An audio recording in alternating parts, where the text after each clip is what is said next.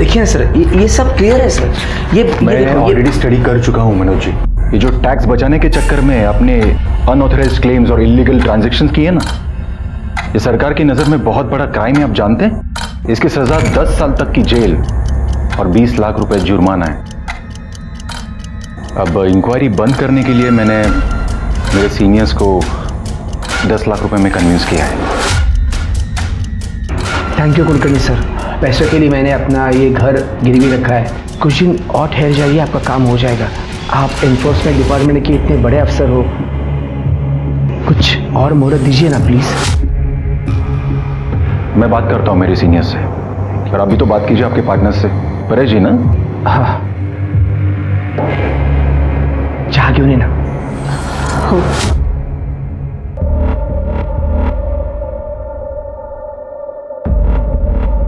मनोज जी, आपकी बेटी वैष्णवी कहाँ है? वो दिखाई नहीं दे रही।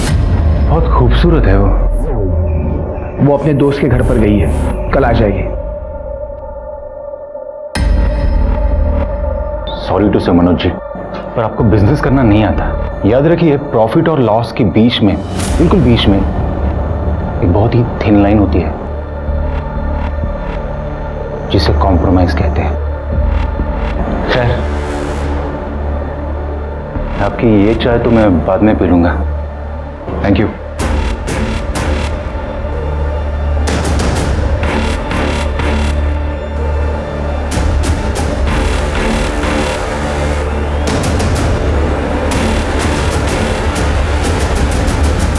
पता नहीं परेश फोन क्यों नहीं उठा रहा है।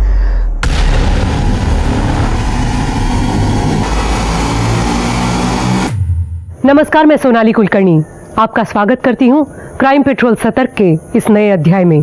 किसी ने सच ही कहा है, किसी भी देश की तरक्की, अस्मिता उस देश में रहने वाली नारी की स्थिति से नापी जाती है। आज हम एक ऐसा rarest of the rare case लाए हैं जो रिश्ते और विश्वास की परिभाषा के बिल्कुल विरुद्ध है।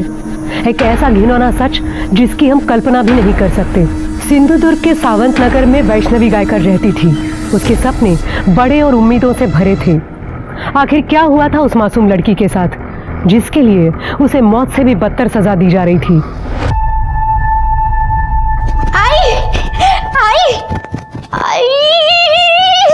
अगर काय मुझे मुंबई में जॉब मिली है मल्होत्रा डिजाइनर्स के यहाँ। मुंबई की बहुत बड़ी डिजाइनर कंपनी है। I am so happy. अगर बाबा नहीं मानेंगे। भाई आप मना लेना ना बाबा को, ऐसी अपॉर्चुनिटी बार बार नहीं मिलती है। तू जानती है ना बाबा को। आप रुको, बाबा को आने दो, मैं मनाती हूँ। लगता है बाबा आ गए।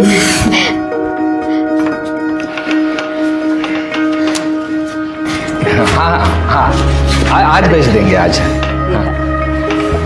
नमस्कार। हाँ, थैंक यू।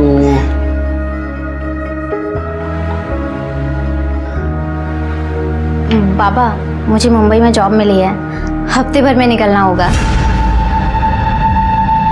ये तो बड़ी अच्छी बात। कोई अच्छी बात नहीं है, मना कर दे उनको। देख, तू अकेली मुंबई नहीं जाएगी, और अगर तेरे को मुंबई जाना है तो तेरे लिए मैं मुंबई का लड़का ढूंढता हूँ। शादी कर ले और फिर मुंबई चली जाना।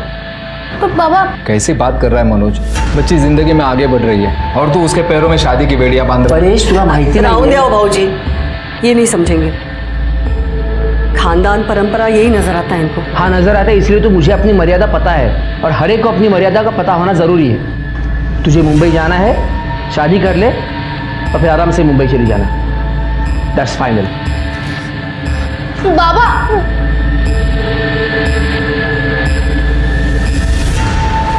तुम्हें कल ही मेरे बाबा से शादी की बात करने के लिए आना होगा। कल? इतना जल्दी? वक्त नहीं है हमारे पास। बाबा, मेरी शादी कहीं और तय कर दें, इससे बेहतर है तुम ही आ जाओ शादी की बात करने। अरे वैष्णवी, मुझे कोई प्रॉब्लम है ही नहीं, बस सिर्फ दादा को मनाना पड़ेगा। तुम मेरे लिए इतना नहीं कर सकते? ये भी कोई पूछने की बात है? तुम्हारे लिए तो अपनी जान भी हाजिर है।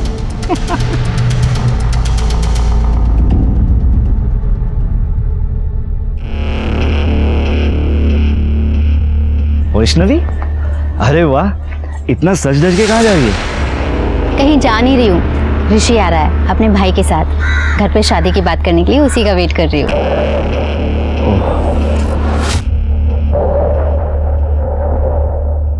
यार विपिन, हम दोनों ना दोस्त हैं, एक ही कॉलोनी में रहते हैं। ये प्यार व्यार के चक्कर में ना हमारी दोस्ती मत खराब कर। हाँ हाँ, ज़्यादा लेक्चर मत दे। All the best.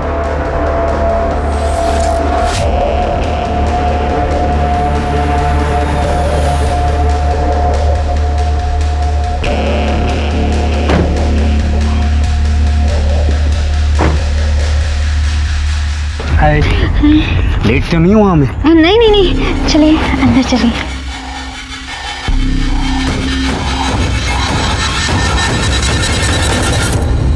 मनोज भाऊ, परेश भाऊ, पहले हमारे बीच जो कुछ भी हुआ उसे भूल जाते हैं। ये दोनों एक दूसरे से बहुत प्यार करते हैं, शादी करना चाहते हैं। वैसे मेरा भाई ग्रेजुएट है, एड एजेंसी में काम करता है, अच्छा खासा कमा लेता है। खुश रखेगा आपके बेटी को। सीधा साधा है मेरा भाई। सीधा साधा? तो तुम्हारा ये सीधा साधा भाई पड़ोस में रहने वाली कॉलगर्ल योगिता के पास क्या कर रहा था? परेश, क्या बोल रहे तुम? यो क्या बोल रहे हो काका? दिखाता हूँ। ये कौन है? तू ही है ना? देख ले, तुम्हारा सज्जन भाई। बगा।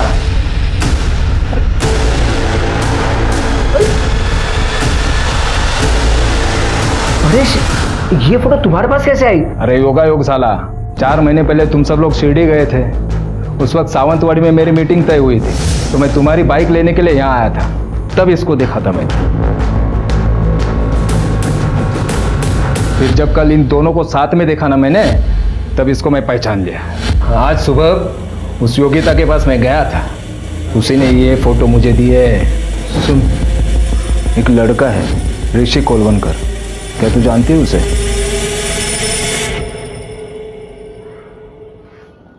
यही ना, ये तो अक्सर आता है मेरे यहाँ, बहुत पसंद है मुझे।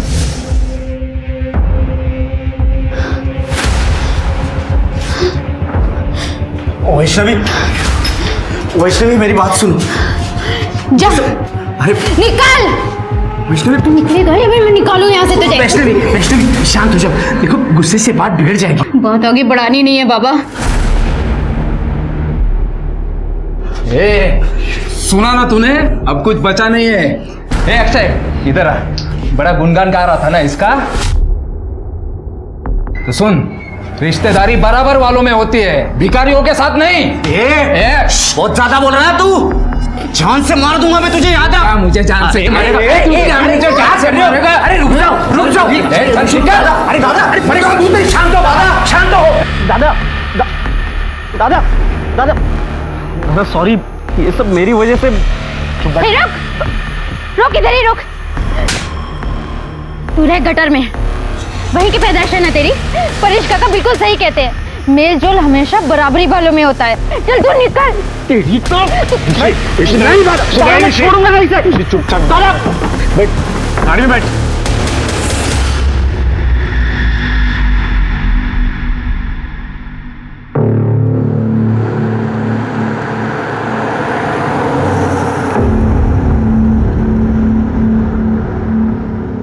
मुझे ना बड़ा मजा आ रहा है तुझे ऐसे देखने में। वैसे तेरे हिस्से का आधा प्यार तो तेरा आशिक मुझे कर ही चुका है। अब तू और मैं बराबर।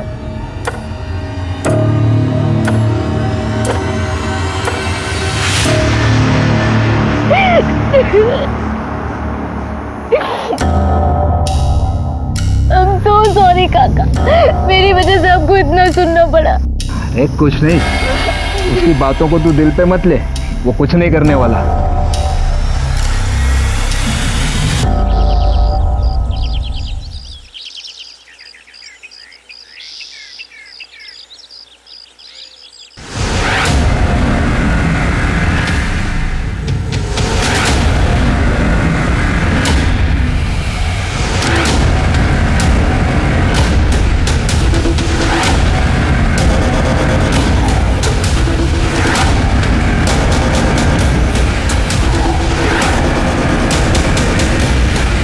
शिरके, जरा चेक करो, और तुम लोग जरा आसपास चेक करो, कुछ मिलता है क्या? सर। इसके सर पे काफी गहरी चोट है, बॉडी पे और कहीं कोई स्ट्रगल का निशान नहीं है।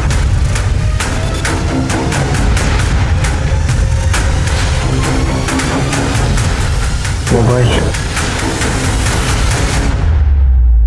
Wallet, sir pan card, Aadhaar card, Paresh Parchure, इसकी कंपनी का विजिटिंग कार्ड भी मिला है, विश्वास प्राइवेट लिमिटेड, और इसके पार्टनर का नाम भी लिखा है, मनोज गायकर। और वॉलेट में कुछ पैसे भी हैं। वॉलेट में पैसे भी हैं, फ़ोन भी है, मतलब चोरी का मामला तो नहीं है। पर ये आदमी जंगल में क्या कर रहा था? सर वही बात तो समझ नहीं आ रही है, लेकिन सर एक चीज़ तो कंफर्म है कि इसका मर्डर कहीं और हुआ है और उसको यहाँ लाके डंप किया गया है। हाँ हो सकता है, क्योंकि ज़मीन पर इतना खून भी नहीं बिखरा है। शिरके, फॉरेंसिक को बुलाओ और इसकी फैमिली को इन्फॉर्म करो। ठीक है सर। स्वाति, एम्बुलेंस को फ़ोन करो, बॉडी को पोस्टमार्टम के लिए भेजो। सर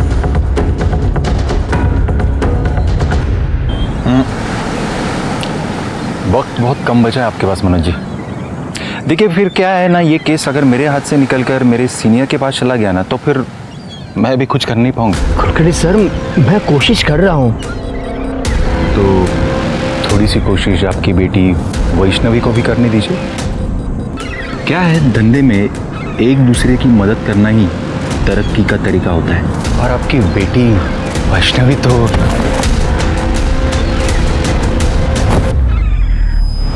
ये गलती दोबारा मत करना, वरना 10 लाख के 20 लाख देने पड़ेंगे।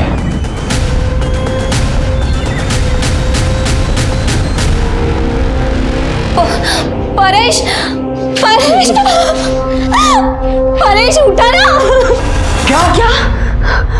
परेश का खून हो गया? अरे देवा, कैसे? परेश जी को आप कैसे जानते थे? अरे सर, वो मेरे भाई जैसा था। एक्चुअली हम दोनों की एक छोटी सी कंपनी है। हमारे एरिया के काफ़ी सारे लोग दुबई में रहते हैं। वो वहाँ से पैसे भेजते हैं और हम उन पैसों को इंडियन करेंसी में कन्वर्ट करके उनके घर वालों को देते हैं 2% कमीशन काटकर। हमने सुना है कि आप दोनों पार्टनर्स के बीच में कुछ अनबन चल रही थी। हाँ, छोटे मोटे प्रॉब्लम्स तो होते ही रहते हैं ना पार्टनर्स के बीच में, और उसकी वजह थी सर। एक्चुअली परेश को सट्टा खेलने की आदत थी और इसकी वजह से अकाउंट से काफ़ी सारे पैसे उसने निकाले थे। बस उसकी वजह से बहुत नुकसान सहना पड़ता था। तो इस वजह से तुमने अपने पार्टनर की जान ले ली? सर मैंने परेश को नहीं मारा, आप विश्वास कीजिए सर। एक मिनट। हाँ पूजा बेटा, वैष्णवी को जल्दी घर भेज देना। हाँ। क्या? लेकिन उसने तो कहा था वो तेरे घर जा रही है।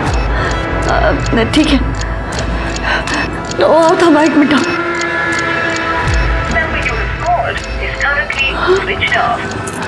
काय झालं सांगशील का? वैष्णवी पूजा के घर में नहीं गई। तू वैष्णवी को फोन लगाओ ना। ओह लाओ ना फोन, उसका फोन स्विच ऑफ आ रहा है। क्या हुआ? ये वैष्णवी कौन है? साहब वो हमारी बेटी है हमारी। क्या हुआ है, डिटेल में बताइए। वो कल ना सारे एलियन माँ, बोल तो। मैं पूजा के घर जा रही हूँ। हम दोनों को एक ही असाइनमेंट मिला है, उसे पूरा करने। अच्छा, वो रात को लेट हो जाएगा तो मैं वहीं रुक जाऊंगी और सुबह 11 बजे तक वापस आ जाऊंगी। बाबा से पूछ। बाबा जाऊँ? ठीक है, अपना स्कूटर लेके जाना। पर वो तो खराब पड़ा है। मैं रिक्शा से चली जाती हूँ, 50 मिनट की दूरी पर ही है उसका घर, मानिक नगर में। ठीक है, संभाल के जाना पर। ठीक है, होगा। सर अब पूजा कह रही है कि वैष्णवी उसके घर पर गई नहीं। तो वैष्णवी किसी और फ्रेंड के घर पे चली गई होगी। नहीं सर, ये पक्का उसी का काम है। किसका? ऋषिकेश कोलवणकर। वो कौन है? वो वैष्णवी से शादी करने के लिए आया था, लेकिन परेश को उसके चाल चलन के बारे में पता चल गया था और ये सुनकर वैष्णवी से उसे रिश्ता तोड़ा था और शादी भी तोड़ी थी। तब तो वो चला गया था घर से, लेकिन 2 दिन के बाद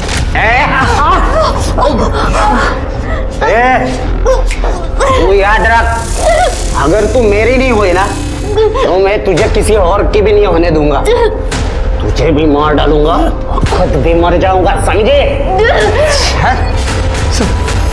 उसे उसे जल्दी से पकड़िए सर, कहीं वो मेरी बेटी के साथ कुछ गलत ना कर बैठे सर।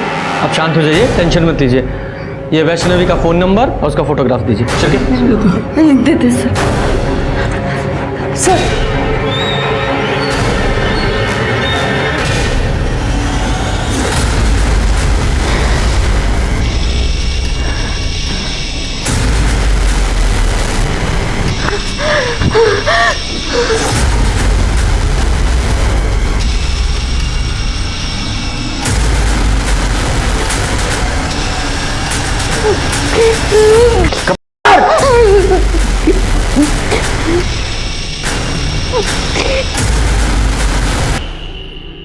शिरके, इनकी कंपनी के अकाउंट्स, सारे बिजनेस रिकॉर्ड, सारे फोन्स, उनकी लोकेशन सब चेक करो।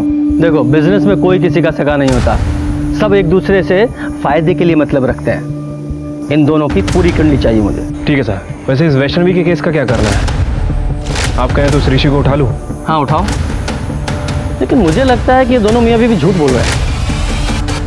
झूठ बोल रहा है? एक तरफ तो कह रहे हैं कि इनकी बेटी वैष्णवी अपनी किसी पूजा नाम की फ्रेंड के साथ असाइनमेंट करने के लिए गई थी, और दूसरी तरफ ये भी बोल रहे हैं कि उसे ऋषि ने गायब किया है। अब ये बताओ, इनकी बेटी वैष्णवी खुद घर पे बोल के गई थी वो अपनी किसी फ्रेंड के साथ सारी रात रुकने के लिए जा रही है। क्यों? इसका एक ही मतलब निकलता है कि वो अपनी मर्जी से ऋषि के साथ भागी है। हो सकता है सर।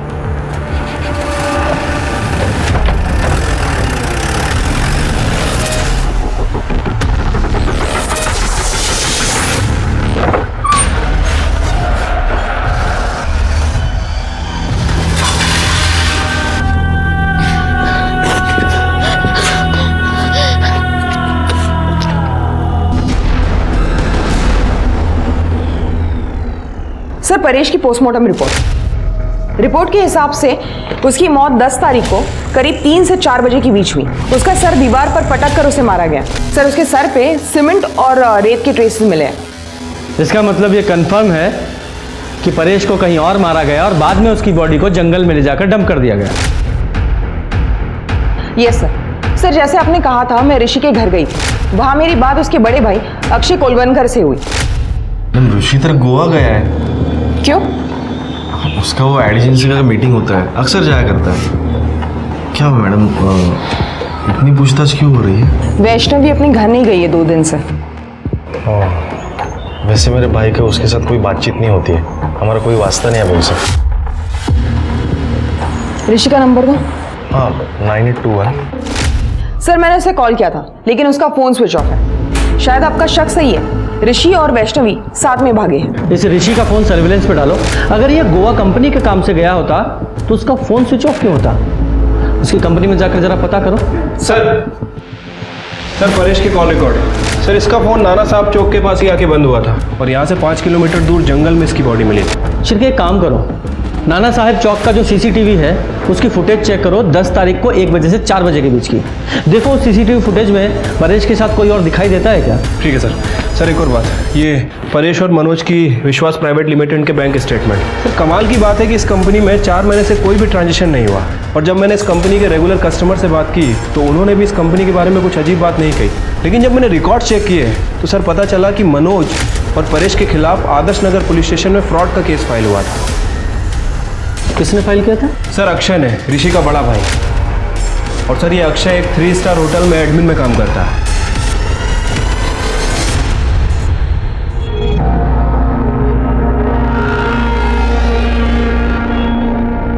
अब क्या हुआ सर?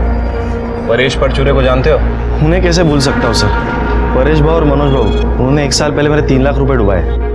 कैसे? सर, मैं पहले दुबई में काम किया करता था, तब मैं विश्वास प्राइवेट कंपनी के थ्रू घर पे पैसे भेज दिया करता था। तब वो 2% कमीशन लिया करते थे सर।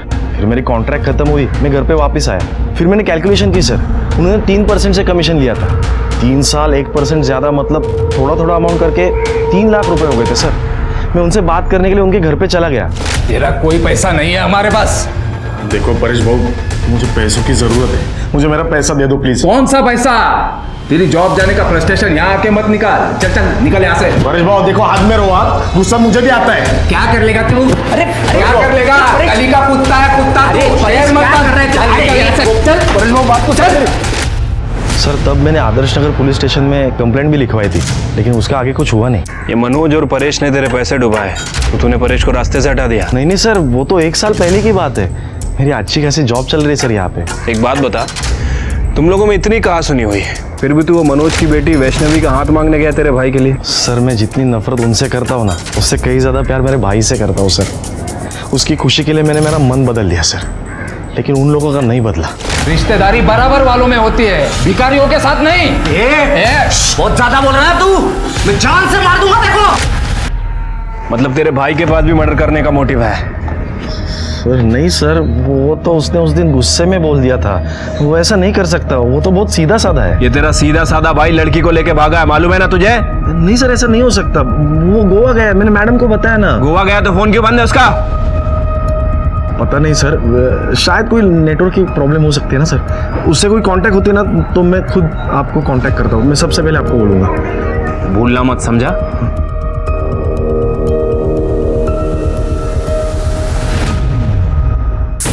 ये परेश की मौत 10 तारीख को और उसका फोन नाना साहिब चौक पे शाम को 4 बजे बंद हुआ, और उसी तारीख को वैष्णवी अपने घर से गायब हुई, और 10 तारीख को ये ऋषि भी गोवा का झूठा बहाना बनाकर अपने घर से निकला, और बाद में परेश की बॉडी हमें मिली। सर हो सकता है कि ये ऋषि और वैष्णवी एक साथ भागे हों और परेश ने उन्हें देख लिया, फिर ऋषि और परेश का झगड़ा हुआ हो और ऋषि ने परेश का मर्डर कर दिया। हाँ, पॉसिबिलिटी तो है, क्योंकि 10 तारीख को 1:30 बजे से 2 बजे के बीच में वैष्णवी ऋषि दोनों का फोन अपने अपने घर पे स्विच ऑफ हुआ। मतलब उन्हें पहले से पता था कि उन्हें कब और कहां मिलना है और कहां जाना है। हाँ सर, कॉल रिकॉर्ड्स के हिसाब से 5 से 10 तारीख के बीच वैष्णवी और ऋषि में अक्सर कॉल्स हुए।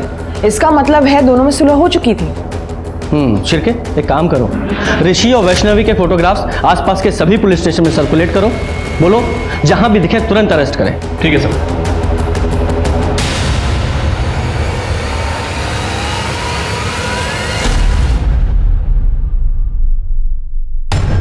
मुझे दे दीजिए ना।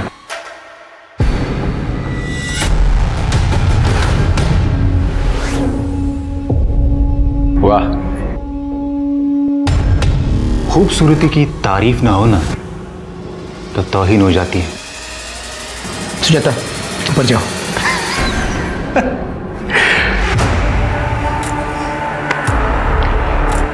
एक डील करते हैं ना मनोज जी, आपकी बेटी तो भाग गई, उसकी जगह पे आप अगर इन मोहतरमा को मेरे पास भेज दो। कुलकर्णी सर, वो बीवी है मेरी, ये कहने लो और चलते बनो। मुझे भी कैश चाहिए, 10 लाख, और वो भी 2 दिन में।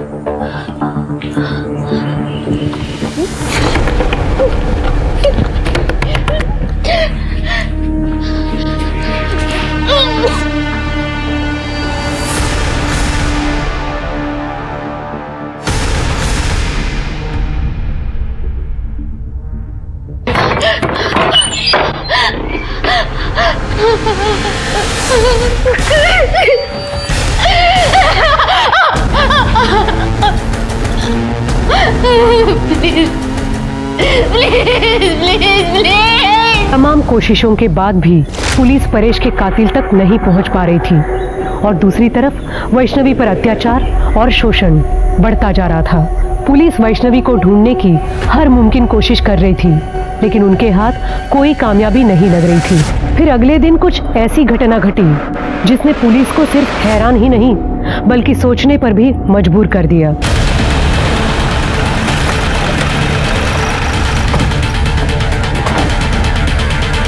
सर मैंने ही आपको फ़ोन किया था, यहाँ से स्टेशन जाने के लिए शॉर्टकट है, तो मैंने वहाँ पर एक लाश देखी, इसलिए सर आपको फ़ोन किया। किधर है? सर यहाँ पर है। स्वाति, जरा चेक करो। करने, जरा आसपास चेक करो।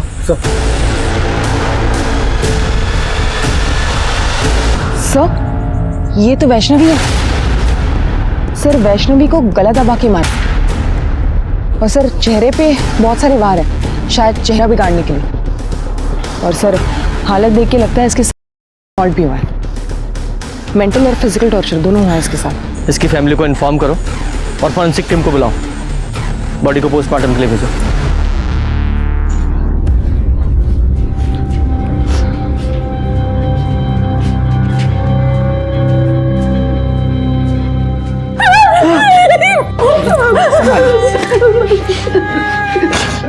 विपिन ने मारा है इसको, विपिन ने मारा है, विपिन ने मारा है।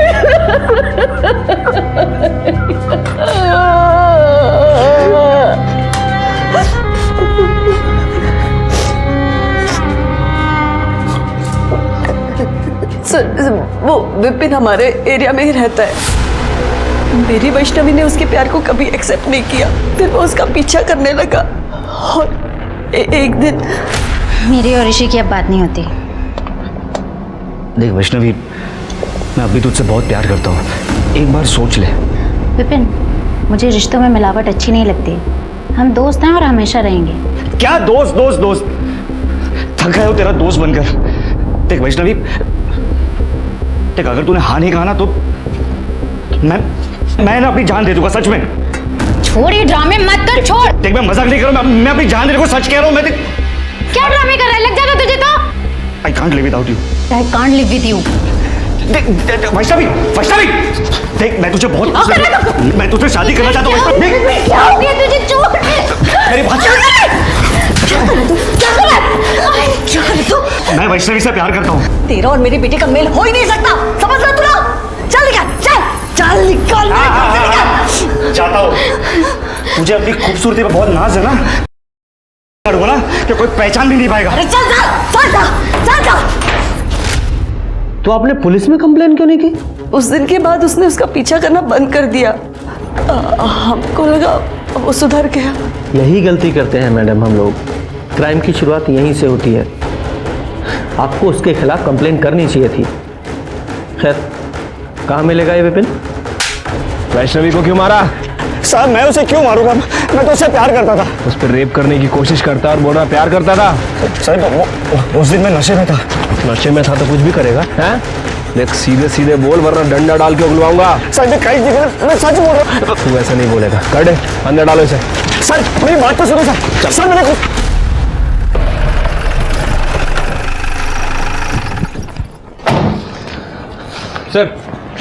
सर हमने विपिन को उठा लिया है। और सर ये वैष्णवी की पीएम रिपोर्ट। सर इसके हिसाब से उसकी मौत 14 तारीख को रात 2 बजे से 3 बजे के बीच में हुई है।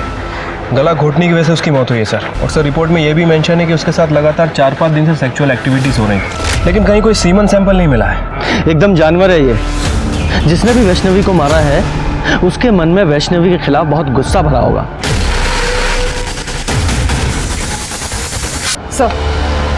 Sir Azad Nagar police station record के हिसाब से वैष्णवी और सुजाता ने योगिता नाम की कॉल गर्ल के खिलाफ कंप्लेन लिखवाई थी। क्या कंप्लेन लिखाई थी? सर रेसिडेंशियल एरिया में ये योगिता जिस्म फरोशी का बिजनेस करती थी। 2-3 बार पहले भी ये योगिता वुमेन ट्रैफिकिंग के लिए अरेस्ट हुई है। बुलाओ इस योगिता को।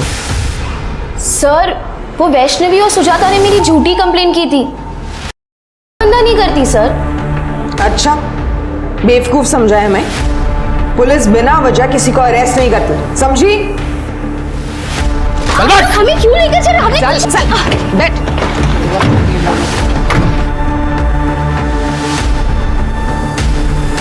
सुजाता और वैष्णवी ने तुझे अरेस्ट कराया था। तूने बदला लेने के लिए उस वैष्णवी को बेच डाला, उसे किडनैप करवा दिया, और जब वैष्णवी ने वहां से भागने की कोशिश की तो मरवा दिया उसे। सर पहले करती थी, अब मैंने वो सब छोड़ दिया है और वैष्णवी को मैंने नहीं मारा है सर। जब तक ये केस सॉल्व नहीं हो जाता शहर छोड़कर नहीं जाएगी। ठीक है सर। जाओ। स्वाति नजर रखना इस पर। सर हमने इस मनोज पर नजर रखी थी। पता चला है कि मनोज ने अपना घर गिरवी रख के मार्केट से 10 लाख रुपए उठाए। ये मनोज जरूर कुछ ना कुछ हमसे छिपा रहा है। हाँ सर लेकिन एक बात मैंने आपसे छुपाई है। कौन सी? एक्चुअली परेश टैक्स और जीएसटी बचाने के चक्कर में पैसों की बहुत हेरा फेरी करता था। मैंने उसे बहुत बार समझाया पर उसे कभी माना नहीं। फिर एक दिन आप लोगों को क्या लगा ये सब फ्रॉड करके आप सरकार से बच जाओगे? सॉरी सर, अब गलती हो चुकी है, आप ही बताइए क्या कर सकते हैं। 20 लाख रुपए का फ्रॉड है, इंक्वायरी तो बैठेगी, 10 साल की सजा और 20 लाख तक का जुर्माना। मैं क्या कहता हूँ, कुछ चाय पानी ले दे के मामला यहीं सेटल कर देते हैं। 10 लाख कैश। एक ईडी ऑफिसर ने आपसे रिश्वत मांगी? हाँ सर, इसीलिए मैंने अपना घर गिरवी रख के मार्केट से 10 लाख रुपए उठाए थे। नाम क्या था उस ऑफिसर का? राजेंद्र कुलकर्णी। आपके पास नंबर है उसका? हाँ। शिरके, नंबर लगाओ।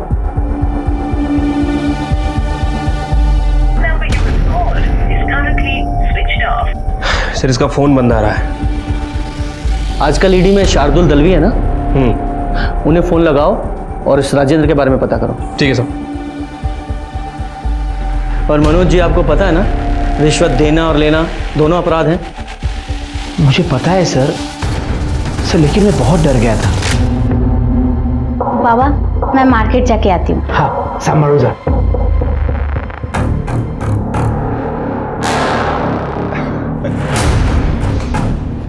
आपकी बेटी मेरा मन बहलाने के लिए कुछ दिन आ जाए तो। कुलकर्णी सर, उसकी मेरी बेटी पर ही नहीं, मेरी बीवी पर भी बुरी नजर थी सर, इसलिए सोचा कि उसके सारे पैसे उसको देकर मामला खत्म कर दूं बस। मनोज जी, ये बात आपको हमें पहले बतानी चाहिए थी, यहां तक नौबत नहीं आती। सर दलवी साहब से बात हुई है, उनका कहना है कि ईडी में राजेंद्र कुलकर्णी नाम का कोई भी ऑफिसर नहीं है। क्या? और सर विश्वास प्राइवेट लिमिटेड नाम से कभी भी कोई इंक्वायरी नहीं निकली। सच में? मतलब ये आदमी फेक ईडी ऑफिसर बनकर लोगों को ठग रहा है। शिरके, इस नंबर को ट्रैक करो, इस नंबर की सारी कॉल लोकेशन और कॉल रिकॉर्ड चाहिए मुझे। मनोज जी, आप इस सो कॉल्ड ईडी ऑफिसर को तो अच्छे से जानते ही हैं, चेहरा कई बार देखा आपने। हाँ सर। स्केच बनवाओ। सर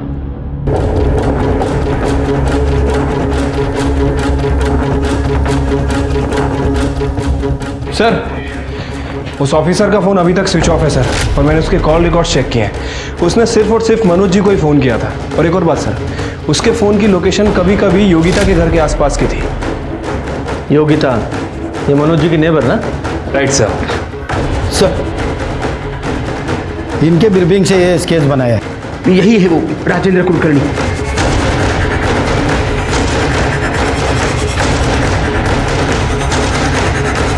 देखो, डरो मत, बताओ यही था? हाँ सर, ये एक बार आया था। ए योगिता, ये अपना पुराना दोस्त है, इसे मजा आना चाहिए।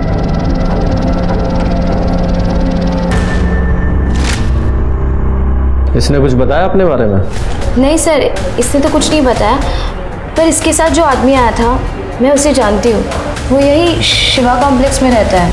हमें सब पता है तेरे और उस नकली ईडी ऑफिसर के रैकेट के बारे में। अब सीधे सीधे बताएगा या तेरे हलक में से उगलवाऊं? शिरके, सब कुछ बताता हूँ साहब। सब उसका नाम शेखर नाइक है।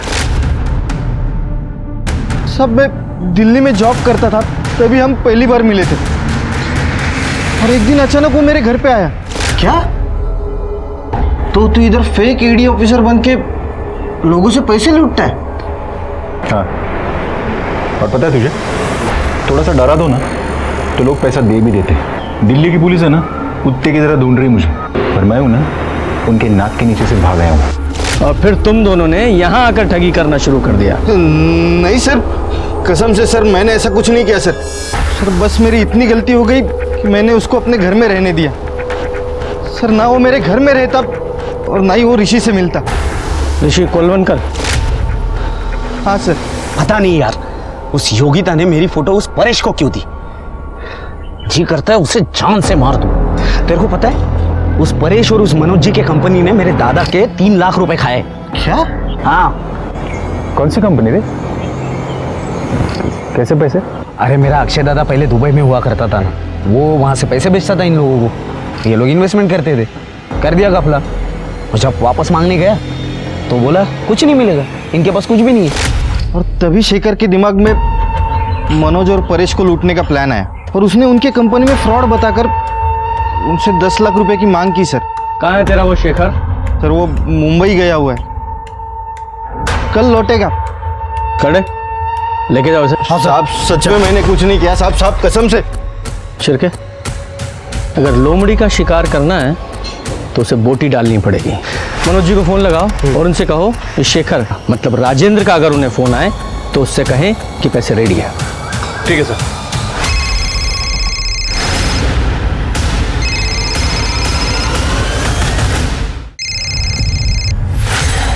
हाँ कुलकर्णी सर। पैसे का बंदोबस्त हो गया?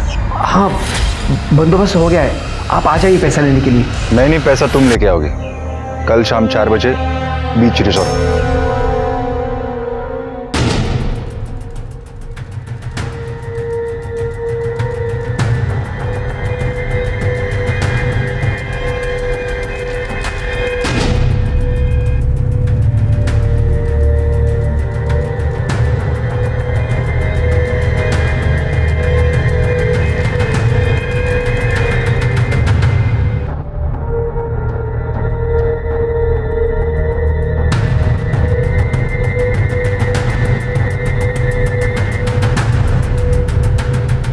Mister Rajendra Kulkarni from ED, I card दिखाइए प्लीज। हाँ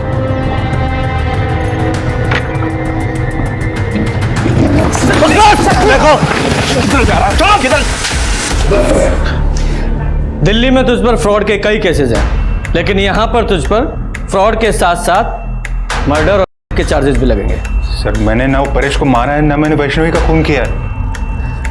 ये तो इतनी आसानी से नहीं कुछ उगलेगा, हमसे मेहनत करवाएगा। तू ही बता दे, तू तो इसके साथ प्लान में शामिल था ना? सर मैं तो किसी भी प्लान में नहीं था सर। सर वो वैष्णवी को मैं जानता भी नहीं है सर। सर वो तो ऋषि के साथ भागने वाली थी सर। भाई मैंने वैष्णवी को मना लिया है। भाई कब है शादी? नहीं ना यार, यही तो प्रॉब्लम है, उसके घर वाले नहीं मान रहे। लेकिन अक्षय दादा ने बोला है कि तुमको भाग के शादी करनी चाहिए और इसके लिए हम लोग परसों भाग रहे हैं। अक्षय दादा हमारे रहने का वगैरह सब बंदोबस्त कर रहा है। ऋषि की तुमसे कब बात हुई थी? सर वो कुछ हाँ 8 तारीख को। और 8 तारीख को ऋषि ने तुमसे कहा था कि वो 10 तारीख को वैष्णवी के साथ भागने वाला है। हाँ सर। वैष्णवी के साथ साथ 10 तारीख को वो परेश भी गायब हुआ था। शिरके, इस अक्षय ने हमसे झूठ बोला है कि ऋषि गोवा गया हुआ है। इस अक्षय पर नजर रखो, क्योंकि उसका झूठ सबूत के साथ उसके सामने रखेंगे।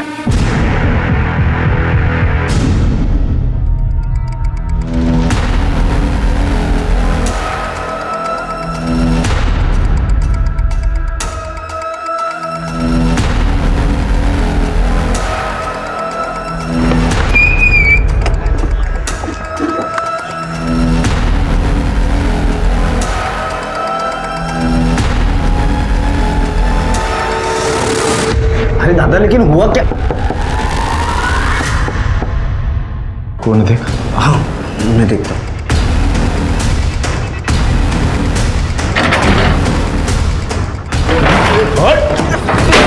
अरे साहब पकड़ो।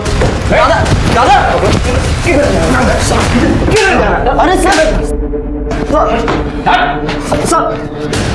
क्यों? तुम दोनों ने मारा है ना वैष्णवी और परेश को? बोल, वैष्णवी को मारा?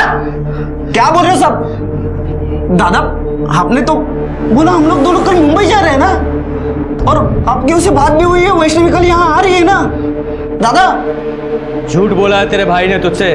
10 तारीख को वैष्णवी तुझसे मिलने के लिए निकली थी, फिर वापस घर नहीं पहुंची और सीधे 14 तारीख को हमें उसकी लाश मिली। 4 दिन तक उसके साथ किया गया, और पता है किसने किया? किसने? तेरे सगे भाई ने। लगा हो और सच बता।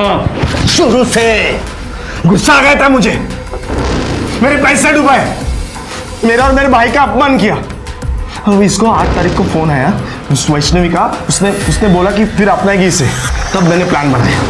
ऋषि तुम यहाँ से सीधा वर्तक नगर के लिए निकलना। मैं वैष्णवी को उसके घर से पिकअप करता हूँ और वर्तक नगर में छोड़ता हूँ। वहाँ से तुम दोनों मुंबई के लिए निकलना, लेकिन ध्यान से अपना फ़ोन स्विच ऑफ कर लेना, दोनों भी, ताकि तुम लोगों तक कोई पहुँच ना पाए। मैं पूजा के घर जा रही हूँ। हम दोनों को एक ही असाइनमेंट मिला है, उसे पूरा करने।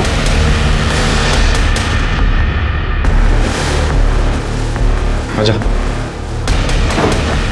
सुन, अब जब तक मैं ना बोलूँ यहाँ से बाहर नहीं निकलना, ठीक है? देखिए, मैं वैष्णवी को लेके आता हूँ, ठीक है?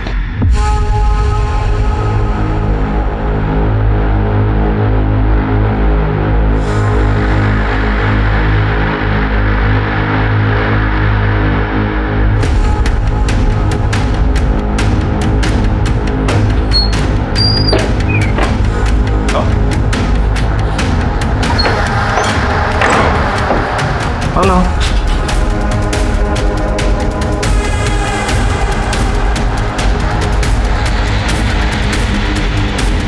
दादा, आप कहाँ लेके आए हैं मुझे? ऋषि कहाँ है? ऋषि ना नहीं आने वाला। तुम्हें सबक सिखाने के लिए मैं अकेले ही काफी हूं। तेरे बाप की करतूतों की सजा है ना मुझे मिलने को, समझी? अक्षय, काका क्या चल रहा है तुम लोगों का यहाँ? काका ये मुझे धोखे से लेके आया है। फिर तो अच्छा हुआ मैं तुम्हारे पीछे। क्या रे, वो चर्बी चढ़ी है क्या तुझे? तेरे को देखना है मेरे में कितनी चर्बी है? मेरा पैसा डूबाएगा। काका